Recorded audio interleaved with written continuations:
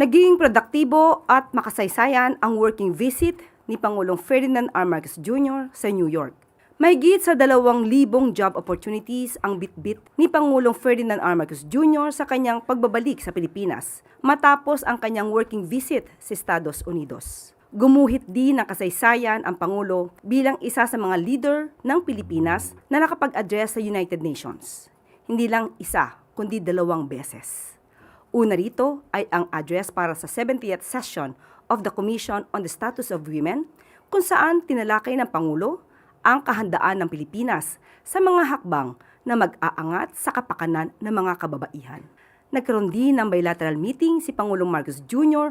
at UN Secretary General Antonio Guterres, kung saan pinuri ang Pangulo sa kanyang husay sa pagpapanatili ng peace and order sa Pilipinas. Kasunod nito, nakipagpulong ang Pangulo sa Medical Glove Company LLC upang talakayin ang kanilang planong pagtatayo ng manufacturing facility sa Pilipinas. Bahagi rin ng working visit ng Pangulo sa New York ang meeting kasama si JP Morgan Chase and Company President Jamie Dimon, kung saan nakapag-usap ang pagpapatatag sa financial and investment partnership dito sa bansa.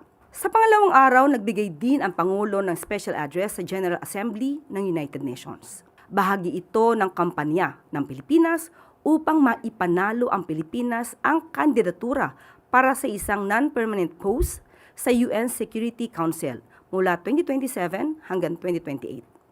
Mahalaga ang posisyon na ito upang maiangat ang antas ng Pilipinas sa global security, pagkilala sa international law, at pagsilbing boses sa Indo-Pacific region at iba pang developing countries.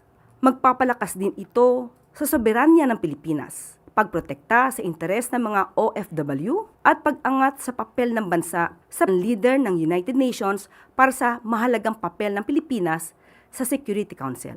Trabaho, aksyon, hindi bakasyon para sa mga Pilipino at para sa bagong Pilipinas.